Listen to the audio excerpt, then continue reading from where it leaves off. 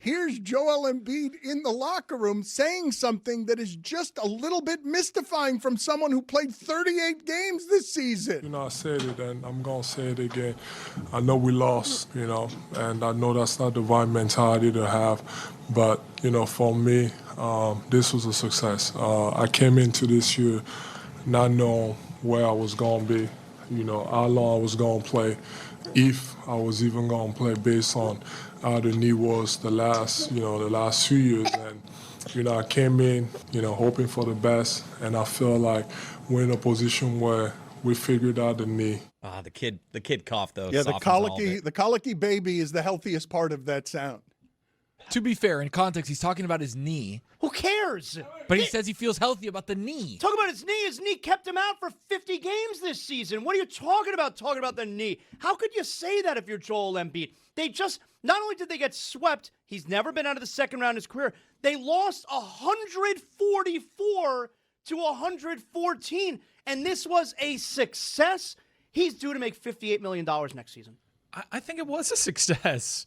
You just contextualize how difficult their season was. They were down 3-1 to the Boston Celtics. They went on the road, and Embiid had one of the classic closeout game performances in Philadelphia sports history. He did that on the road. Now, I understand a sweep to the degree that they had one against the New York Knicks is how you kind of burn up all that goodwill. But we cannot overlook what they did in that first round. We can't. Mike, they gave $200 million before last season to Embiid. They gave $200 million to Paul George. And this season ended with them getting curb stomped in 3 or 4 games in a sweep in the second round. Another second round that Embiid goes home in. It's not a success. There's no way you could shape it as a success. There is one way I could shape it as a success, and it's just to pair it against everything year by year that he has done in the league. Are you ready? 2015 did not play. 2016 did not play. 2017 missed playoffs. 2018 second round exit. 2019 second round exit. 2020 first round exit. 2021 through 23 second round exit. 2024 first round exit. 2025 missed playoffs. 2026 second round exit. It's the best he's done.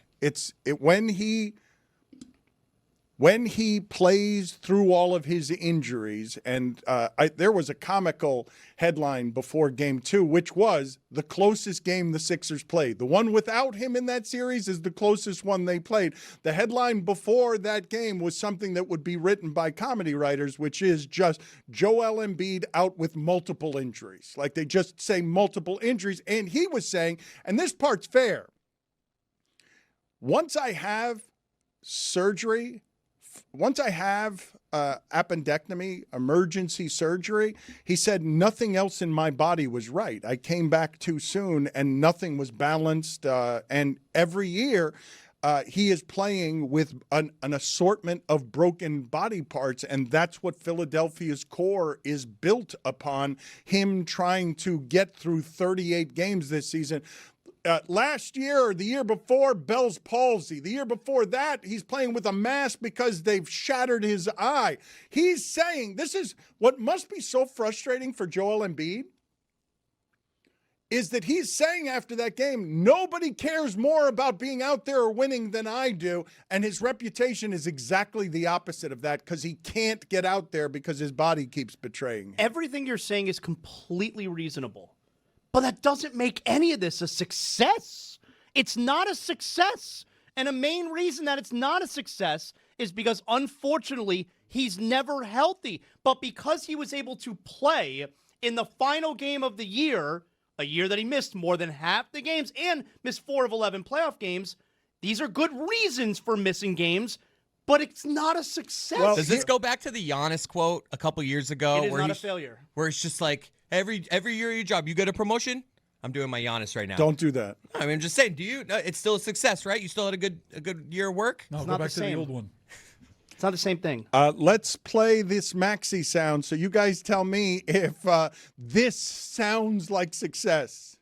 Tyrese, can you describe what it was like playing again against the Knicks here, where their fans come down here and kind of take over your home arena? Do you use it as fuel going it forward in any way? sucks, if I'm being honest. It just sucks, bro. It just sucks, man. Yeah, it just sucks. That's really all I can say about it, man. Like, it's hard. It's definitely difficult. You know what I'm saying? And it's only one way to put a stop to it, and it's we have to go out there and win these games. Like, just being completely honest, we were better when we played them in the Garden this entire season. Like, I know we lost game 2 and 1, but like game 2 was better. Regular season was better. Here we was, I was telling them it felt louder here for them than it did in the Garden. And it's like, but we got to put a stop to it as a team. Like, winning these games, that's what's going to make, our fans like louder than theirs or whatever. I don't know how to keep them out. I don't know the logistics of it, but it does suck. I can't even lie. It definitely does suck. This is the best that the New York Knicks have felt since Larry Johnson hit a 4-pointer against the Indiana Pacers to get them to the finals. What year was that? Was that 2001? Was that 99? 99. So that's this century. This is the best that the Knicks have felt right now, this minute, where they have won 7 straight playoff games. They're the first NBA team ever to win 3 straight basketball games in the playoffs by more than 25 points. I'm pretty sure like this generation of Knicks fans is going to look at this version of the Knicks the way that, that fan base in the 90s looked at that version of the Knicks. Like this is a more lovable team, though. That one had Latrell Sprewell on it and Larry Johnson, and they liked that team. They embraced that team, but they didn't have anyone on that team as beloved as Jalen Brunson leading that team. And the first quarter that the Knicks played to close out the Hawks is the best quarter of basketball that I saw from a team this season not named the Oklahoma City Thunder, where they were up with 4 minutes left in the second quarter, 72-22 is after, and it was on both sides. It wasn't just offensively. Yesterday,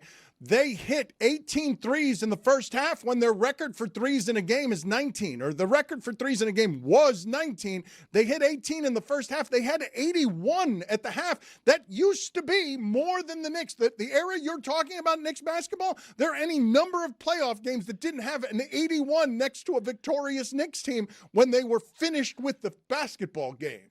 They're rooting hard for the Cavs, yeah? Yes. Because styles make fights. Now, Cleveland did make an acquisition that they hope mitigates New York's advantages over them. But Cade Cunningham, like that could be a really interesting Eastern Conference Finals for a team that was on life support against Orlando. The Knicks looked good against 6s and 7s, and Detroit will be a different problem. They will not have any problems with Cleveland. They wouldn't have had any problems with Toronto. They match up extraordinarily well. Even with Harden, I don't need to watch that. But since you brought up Harden, does he buy himself anything with that last game, or does Harden have to do it in Game 7? No, but do it again. So he's got to do it. So all Harden does. So I just want to be clear on this. When Harden disappears for 9 minutes at the end of Game 2, that's Harden being Harden. But when Harden wins Game 3 with everything he does at the end, he buys himself nothing, correct? Nothing at all. Yeah, if you're a Hall of Fame player, which he is going to the Hall of Fame, okay, if you're a Hall of Fame player, it should be expected you're great every game. Every game. He also has these disappearing acts and reappearing acts throughout playoff series his entire career, right? Like a couple years ago, had a 40-point game in a Game 6, and then has a dud for a Game 7. That famous Game 6 didn't buy him anything. He's certainly not going to get anything bought with a Game 3. I believe that James Harden has the reputation throughout all of sports, not just American sports, all of sports, as the biggest choker there is. That right now, present. Now, this changes every few years, but Harden's held the title for a while. A reputation for a guy that is great. Hall of Famer, top 20 scorer of all time, multiple-time MVP. He's got a reputation as a choker that you guys are telling me cannot be shaken unless he does it in Game 7, and I don't agree with you. I think he's got to do it multiple times in a Game 7. Yes. No, you do agree with us. When Zaz said that, we were all nodding along. You agree exactly with us. When you nod your head like this, that's agreed. You cannot cherry pick a Game 3. Where were you Game 1 and 2? He was terrible. But I'm saying if he does it to eliminate the Pistons in a Game 7, or it's in the second round? Not even a Game 6, I'm telling you. I'm telling you the reputation is so embedded. It's a really unusual thing, guys. Usually a player of this caliber doesn't come with the reputation of this guy's more likely to not be trusted in an important moment late in a series. James Harden having that distinction, I mean, McDavid sort of headed there, even though he was playing incredibly hurt during the playoffs. Like, you don't think it's unfair, the Harden reputation, right? It's not that I think it's unfair. It's just that I haven't seen it a whole lot. A player of this caliber not be able to get out from under the stigma. That's why it's a thing. But it's a thing. But it's a thing where you're not willing to change your mind unless it becomes a Game 7, because he just did it. Like, you cannot say he just saved their season. But the thing is, he can't do it in Game 7. He did it in Game 7. Like, however impressed you are with this Game 3, that Game 6 that Tony mentioned was so much better, so much more impressive, and no one cares. He just made that trade for him a winner by saving their season late. And after the game, when they're asking Donovan Mitchell about, hey, you didn't do anything late, he's like, we've got James Harden now. We've got a guy who takes the ball from me late in the games, and that is what we're going to trust late in games. But that's why we all agree he has to do it more, because there are so many more opportunities for him to burn up goodwill. Like, it's not some contrivance. It's data backed.